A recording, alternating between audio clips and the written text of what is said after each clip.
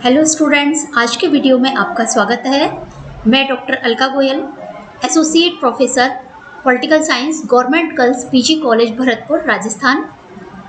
Students, आज मेरे channel political science for college students के आज के वीडियो में मैं आपके लिए लेकर आई हूँ शुक्र नीति सार का भाग 5। स्टूडेंट्स, आपने पहले चारों वीडियो देखे होंगे और यदि नहीं देखे हैं तो आप ज़रूर देखिएगा, क्योंकि प्रत्येक वीडियो में शुक्र नीति का एक चैप्टर मैं आपको ले रही हूँ। जो पहला मेरा वीडियो था उसमें मैंने शुक्र नीति का जो सार तत्व है, जो रचना काल है, इसकी जो विषय वस्तु है उसके बारे में बताया था। दूसरा और तीसरे वीडियो में राज्य की उत्पत्ति, राजा के कार्य, राज्य के कार्य, राजा की दिनचर्या, ये सब बताया था। जो चौथा वीडियो है वो सबसे महत्वपूर्ण मंत्रिपरिषद के बारे में बताया था, इनकी प्रशासनिक व्यवस्था के बारे में बताया था। और आज मैं पढ़ा रही हूँ शुक्र नीति की समाज व्यवस्था, यानी शुक्र ने समाज व्यवस्था के बारे में क्या बताया है। स्टूडेंट्स, इनकी समाज व्यवस्था मनु और कौटिल्य से सर्वथा भिन्न है और बहुत ज़्यादा उदार इनकी व्यवस्था है। तो आपको निश्चित रूप से समाज व्यवस्था का इनका वीडियो बहुत अच्छा लगेगा। वैसे भी स्टूडेंट्स, मैं लास्ट में भी क्वेश्चन आंसर समाज व्यवस्था का जो ये पूरा होगा, हर एक वीडियो मेरा पूरा होगा, उसमें मैं उस वीडियो से संबंधित क्वेश्चन आंसर लूँगी। तो आपको वीडियो बिल्कुल पूरा देखना है। जो भी संभावित प्रश्न किसी भी परीक्षाओं में आ सकते हैं, जहाँ पर भी आपने इस राजनीति विज्ञान के थिंकर्स के रूप में आपने कोई विषय आपने लिया है। और दूसरी चीज़ ये कि बीच में भी मैं बहुत सारी चीज़ें बीच में बताती जाती हूँ कि कौन कौन सी प्रश्न जो है इनमें से पूछे जा सकते हैं। तो चलिए स्टूडेंट्स, हम आज का वीडियो शुरू करते हैं। और यदि आपने मेरे चैनल को सब्सक्राइब नहीं किया है तो मेरे channel political science for college students को सब्सक्राइब कीजिए और वीडियो को लास्ट तक देखिए और मुझे कमेंट कीजिए। तो जो सामाजिक जीवन है, प्राचीन भारतीय राजनीतिक विचारकों ने जो नैतिक मूल्यों के आधार पर जो सामाजिक जीवन बताया है वो बहुत ज़्यादा महत्वपूर्ण हमारे लिए हो जाता है कि किस प्रकार की स्थिति उन्होंने बताई है, क्या उन्होंने मूल्य और आदर्श निर्धारित किए हैं। क्योंकि हमारा जो वर्तमान समाज है वो बहुत कुछ हमारे जो प्राचीन भारतीय राजनीतिक विचारक हैं उनके अनुसार ही वर्तमान में चला आ रहा है। तो शुक्र जो है प्राचीन भारतीय परंपरा के अनुसार समाज संगठन के जो प्रमुख आधार थे, वर्ण और आश्रम व्यवस्था, उसको उन्होंने स्वीकार किया है। यानी जो वर्ण व्यवस्था है, वर्ण कौन से हैं आपको पता है, ब्राह्मण, क्षत्रिय, वैश्य और शूद्र। और जब हम आश्रम व्यवस्था की बात करते हैं तो वो भी बिल्कुल सिस्टमेटिक है। हमारे यहाँ पर 4 आश्रम हैं, ब्रह्मचर्य आश्रम, गृहस्थ आश्रम, वानप्रस्थ आश्रम और संन्यास आश्रम। तो ये जो दोनों व्यवस्थाएं हैं, यानी यदि हम वर्ण व्यवस्था को लें तो वर्ण व्यवस्था भी, और यदि हम आश्रम व्यवस्था को लें तो आश्रम व्यवस्था भी, दोनों ही बड़ी ही साइंटिफिक हम कह सकते हैं कि बहुत ही वैज्ञानिक तरीके हैं हमारे समाज के। ये वर्ण व्यवस्था में जहाँ हमारी आजीविका निश्चित हो जाती है, एक तरह का जो बच्चा है पिता के साथ ही हाथ बटाने लग जाता है काम में और उस चीज़ को वो बचपन से देखता आता है तो उसमें वो पारंगत हो जाता है। तो ये भी एक अच्छी व्यवस्था हमारे समाज में जो थोड़ी सी विकृत हो गई आगे चल करके। और दूसरी चीज़ जो आश्रम व्यवस्था है तो उसमें हमारे जीवन को औसतन 4 भागों में बांट करके, मतलब औसतन 100 वर्ष माना है, 100 वर्ष को हम 4 भागों में हमारे इसको बांटा है और 25-25 वर्ष के प्रत्येक आश्रम को माना है। तो इस प्रकार से जो दोनों ही व्यवस्थाएं वो बड़ी वैज्ञानिक और बहुत ही ये कहें कि व्यवस्थित समाज व्यवस्था को चलाने के लिए बनाई गई है। तो जो आश्रम व्यवस्था, वर्ण व्यवस्था है, शुक्र ने भी स्वीकार किया है, लेकिन मनु के समान वह कठोर और अति अनुदारवादी नहीं है। शुक्र ने सामान्यतः जन्म पर नहीं जन्म पर आधारित वर्ण व्यवस्था को स्वीकारा है। मतलब ये तो कहा है उन्होंने कि वर्ण व्यवस्था जन्म पर आधारित होनी चाहिए, लेकिन उन्होंने कर्म के आधार पर भी वर्ण व्यवस्था का समर्थन किया है कि कर्म पर भी वर्ण व्यवस्था निर्भर करती है। यदि कोई इस प्रकार के वर्ण का है कि वह चाहे उसका वर्ण शूद्र है, लेकिन वो उसका जो अध्ययन अध्यापन उसने शास्त्रों का किया है, उसकी बुद्धि बहुत तीक्ष्ण है, तो वो ऐसे कार्य भी करेगा जो कि ब्राह्मण वर्ण करता है या ब्राह्मण वर्ण के अंतर्गत संभवतः उसको माना जाएगा। तो शुक्र ने ब्राह्मण, क्षत्रिय, वैश्य, शूद्र चारों वर्णों के परंपरागत कार्यों का उल्लेख किया है। स्टूडेंट्स, मैं अभी कार्य इसी मैं आपको आगे कार्य भी बताऊंगी, और इसके साथ ही ये बताया है कि ब्राह्मण वर्ग के व्यक्ति को ब्रह्मचर्य, गृहस्थ, वानप्रस्थ और संन्यास चारों ही आश्रमों का पालन करना चाहिए। यानी कि जो ब्राह्मण व्यक्ति है, ब्राह्मण मतलब वर्ण का है, उसको तो चारों आश्रमों का पालन करना है, यानी पूरे नियमों का पालन करना है। देखिए, प्राचीन काल में जो ब्राह्मण वर्ण था उसका मतलब ये नहीं है कि वो व्यक्ति कुछ भी करे, कुछ भी खाए, कैसे भी रहे, नहीं। ब्राह्मण का मतलब है कि उसे बहुत ही नियमों के अनुसार, बड़ा ही कठोर नियमों का पालन करना पड़ता था, बहुत सात्विक तरीके से रहना पड़ता था, मन को बहुत शुद्ध बनाना पड़ता था और धर्म कर्म का पालन पूरी तरह से करना पड़ता था। तो यहाँ पर चारों आश्रमों के लिए बोला है ब्राह्मण के लिए, जबकि जो तीनों वर्ण हैं उनके लिए 3 आश्रम, यानी कि 3 आश्रम कौन कौन से? ब्रह्मचर्य आश्रम, गृहस्थ आश्रम और वानप्रस्थ आश्रम तक ही पालन करने के लिए बताया है। संन्यास के लिए इन्होंने नहीं बताया। और शुक्र के अनुसार जो व्यवसायों का आधार है वो भी उससे व्यवसायों के आधार पर ही जातियों का निर्माण होता है, तो इसलिए अनेक जातियां बनी। यानी जातियों का उद्भव जो है वो व्यवसायों के आधार पर हुआ है।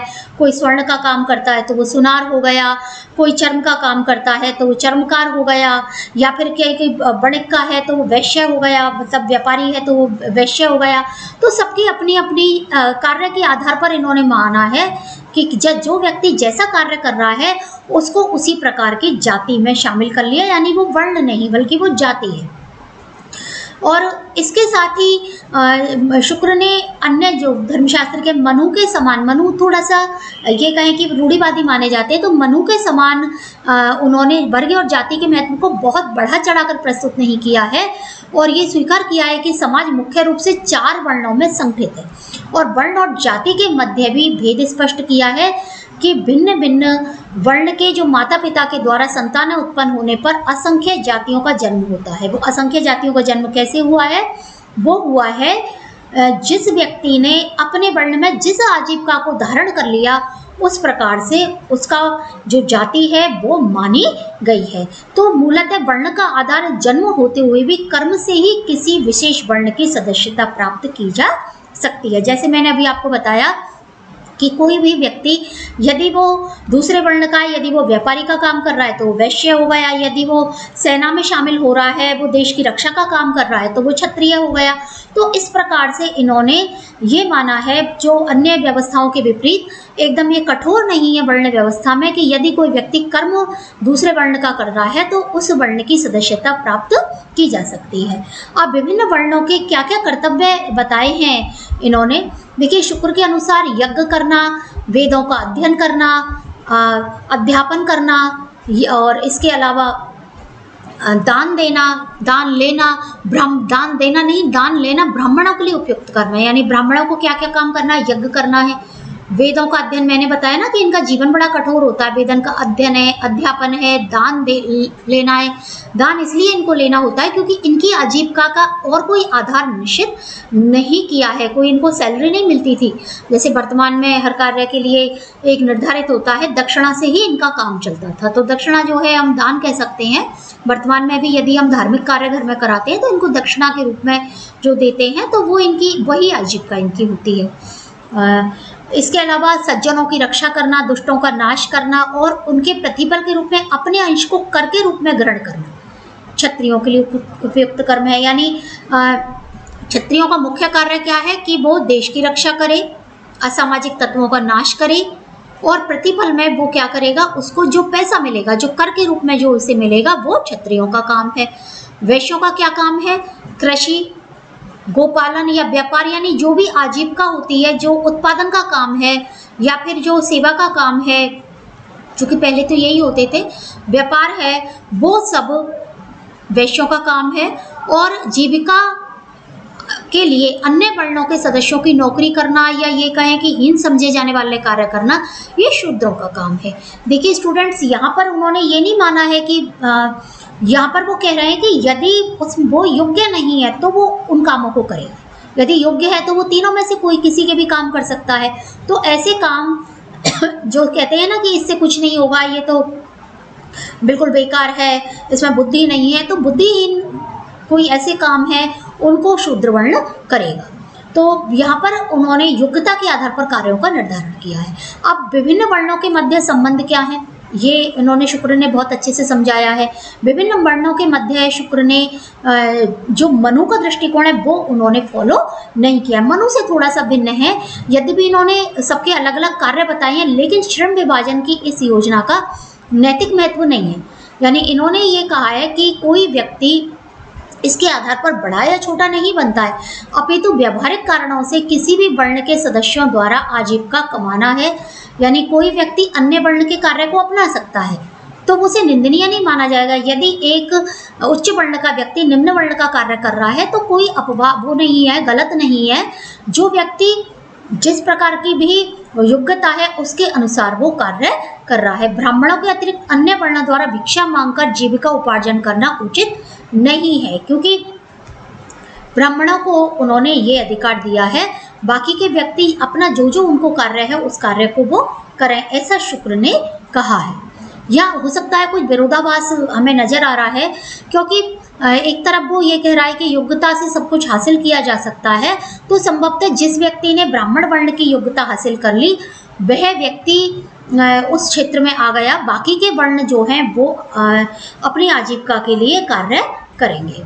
अब शुक्र ने सामाजिक व्यवस्था में ब्राह्मणों की श्रेष्ठता का बहुत ज़्यादा प्रतिपादित नहीं किया कि ब्राह्मण बहुत श्रेष्ठ है, उन्हें अतिरिक्त अधिकार मिलेंगे, बल्कि उसने सब में वर्णों में समानता स्थापित करने का प्रयास किया है और मुख्यतः जो वर्ण व्यवस्था है जीविका के आधार पर निर्भर मानी है कि ये जो श्रम विभाजन है वो जीविका को निर्धारित करने के लिए एक विवेक सम्मत योजना है। मतलब कोई भेदभाव नहीं है इसमें कि यदि कोई व्यक्ति शूद्र का काम कर रहा है तो वो अछूत हो गया, ऐसा नहीं है। वो भी अपना काम कर रहा है, बस उसको एक नाम दे दिया है। तो ऐसा नहीं है कि समाज में उसका स्थान हीन हो गया या उसको छुआ नहीं जाएगा, ये बात वो नहीं कहता है। मतलब काम सबका महत्वपूर्ण है, चाहे कोई व्यक्ति ब्राह्मण का काम कर रहा है चाहे वो व्यक्ति शूद्र का काम कर रहा है। तो शूद्र का काम करने से वो व्यक्ति छोटा या अछूत नहीं है, बस वो काम कर रहा है, उसको जो बुद्धि है वो उसके अनुसार काम कर रहा है। ब्राह्मण वाली बुद्धि है ब्राह्मण का काम कर रहा है, और शूद्र के जितनी बुद्धि है तो शूद्र का काम कर रहा है, क्योंकि ब्राह्मणों को तो सारे शास्त्रों का ज्ञान होना चाहिए ना, अध्ययन अध्यापन उनका मुख्य कार्य है, इसलिए तो उन्हें दान दिया जाता है। तो वर्ण और जाति का जो विशेष महत्व है वो कहते हैं कि इन सब में हमें नहीं देखना है, लेकिन जो वर्ण और जाति का विशेष महत्व है वो दो अवसरों पर देखा जाना चाहिए। एक तो विवाह, क्योंकि विवाह अपने ही वर्ण में होना चाहिए, और भोजन यहाँ पर भी उन्होंने ये माना है कि जो भोजन या कहें हम सहभोज है वो भी अपने वर्ण और जाति के बीच में होना चाहिए। तो इनका जो सामाजिक व्यवस्था है वो औरों से थोड़ी सी भिन्न है, और शुक्र ने वर्ण और जाति की तुलना में व्यक्ति के कर्म, शील और गुण को ज़्यादा महत्वपूर्ण निर्धारित किया है। और राजकीय अधिकारी और जो कर्मचारी हैं उनकी नियुक्ति में भी उसने ये कहा है कि व्यक्ति की कर्मशील और गुण को ही आधार बनाया जाना चाहिए। ये नहीं है कि उसका ये देखा जाए कि अमुक व्यक्ति कौन से वर्ण का है, कि ये व्यक्ति शूद्र वर्ण का है, हमें से सेना का प्रधान नहीं बना है, ऐसा नहीं। उन्होंने कहा है कि किसी भी व्यक्ति को किसी भी पद पर लिया जा सकता है। हालांकि पुरोहित पद पर संभवतः ब्राह्मण को ही लिया जाएगा, और बाकी के किसी पद पर किसी को भी लिया जा सकता है यदि वो व्यक्ति उस योग्य है। तो हम ये कह सकते हैं कि मनु की बजाय जो शुक्र की समाज व्यवस्था है वो बहुत अधिक उदार है, व्यवहारिक है और यथार्थवादी है, और हम ये कहें कि वर्तमान में ये सही भी है, क्योंकि इन्होंने छुआछूत का कहीं भी समर्थन नहीं किया है। तो स्टूडेंट्स, उम्मीद है आपको इनकी समाज व्यवस्था बहुत अच्छी भी लगी होगी और मेरा वीडियो भी आपको पसंद आया होगा। तो अब यदि हम इसमें क्वेश्चन की बात करें कि समाज व्यवस्था में से कौन सा क्वेश्चन आपके लिए आ सकता है, तो पहली बात तो यह है कि पूरी समाज व्यवस्था का भी आ सकता है आपके लिए। लेकिन यदि हम छोटे क्वेश्चन की बात करें तो इन्होंने वर्ण व्यवस्था का आधार क्या माना है और वर्ण और आश्रम व्यवस्था क्या है, इस प्रकार के क्वेश्चंस भी हो सकते हैं। ठीक है, और किन वर्णों को किस वर्ण का व्यक्ति सेना का प्रधान हो सकता है, या किस वर्ण का व्यक्ति विधि मंत्री हो सकता है, पंडित जो है वो हो सकता है, या अन्य किसी पद पर जा सकता है। इस प्रकार के प्रश्न संभावित प्रश्न किसी एग्जाम में समाज व्यवस्था में से पूछे जा सकते हैं। और बाकी तो मेरा जो लास्ट वीडियो आएगा स्टूडेंट्स, वो क्वेश्चंस का ही वीडियो है शुक्र नीति सार में से। तो आज के लिए इतना ही, और आप मेरे वीडियो को पूरा लास्ट तक देखिएगा और मेरे channel political science for college students को सब्सक्राइब कीजिएगा। धन्यवाद।